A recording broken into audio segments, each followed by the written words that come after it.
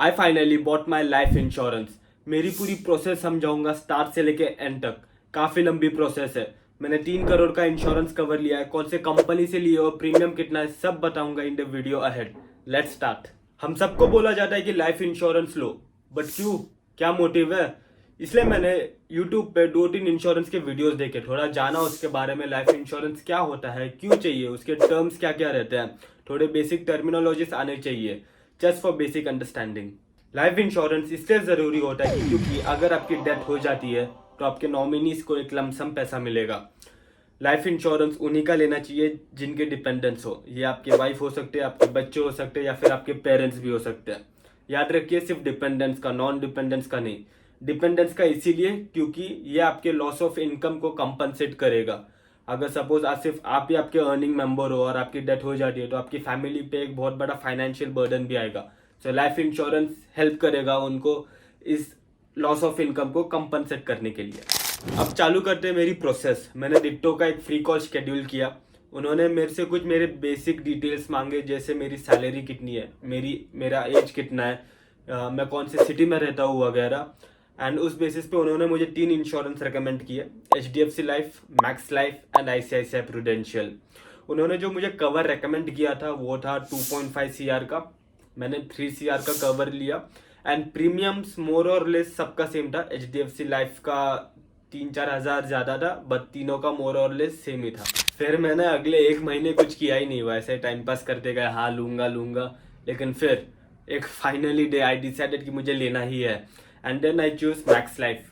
Max Life इसलिए क्योंकि उसका क्लेम सेटलमेंट रेशियो बेटर था, बट ऐसा कुछ नहीं है, तीनों मोर और लेस सब अच्छे, तीनों अच्छे। आप तीनों में से कोई भी एक ले सकते हो, बट मुझे कोई एक चूज करना था तो मैंने मैक्स लाइफ चूज कर लिया, बट ऑल 3 आर गुड।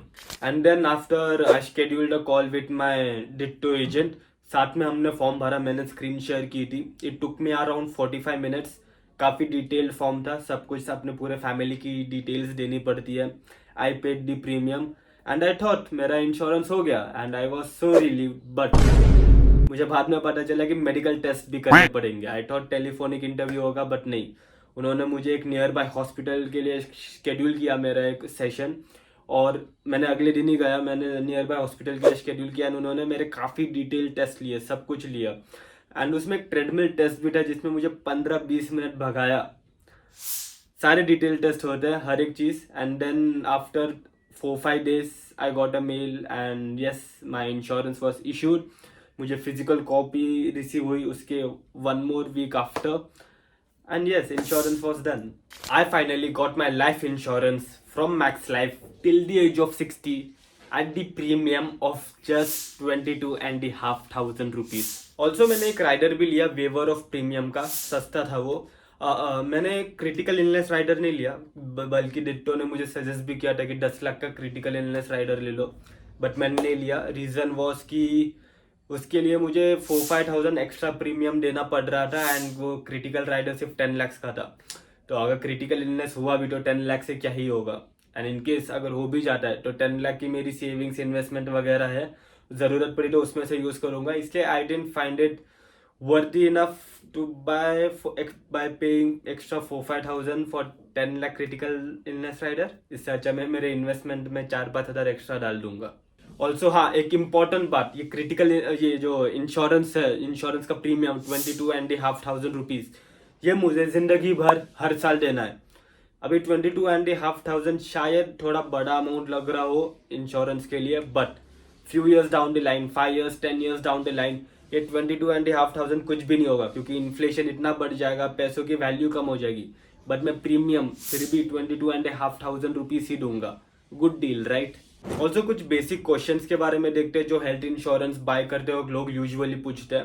पहला है कि कवर कितना लेना चाहिए। वेल, इसका आंसर मैं नहीं बता सकता, कोई भी नहीं बता सकता। इसका आंसर काफ़ी वेरिएबल्स पे डिपेंड करता है कि आपकी एज कितनी है, आपकी सैलरी कितनी है, आप पे कितने डिपेंडेंट मेंबर्स हो, आप कौन सी सिटी में रहते हो, आपकी इन्वेस्टमेंट्स कितने, आपके कोई लोन्स है या नहीं, इन सब पे डिटरमाइन करेगा कि आपका कवर कितना है। तो इसके लिए आपको एक्सपर्ट की ज़रूरत है। ऑल्सो एक और काफ़ी इंटरेस्टिंग सा क्वेश्चन मेरे दोस्त ने पूछा, लाइक वो स्मोकर है, मैं नॉन स्मोकर हूँ।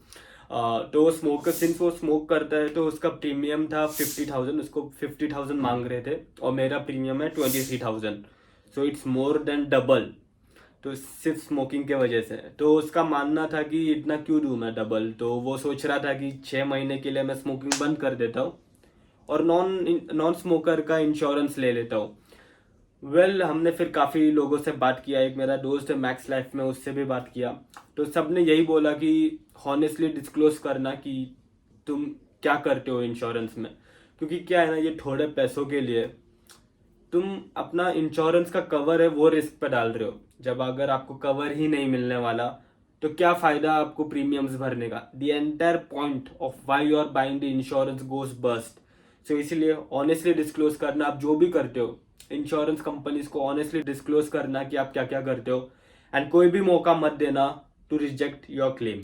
अगर कोई और क्वेश्चन है मेरे लाइफ इंश्योरेंस के प्रोसेस के बारे में कुछ पूछना हो या फिर जनरली कोई भी क्वेश्चन हो, कमेंट में लिखिए and subscribe invest with Kartik for more such information.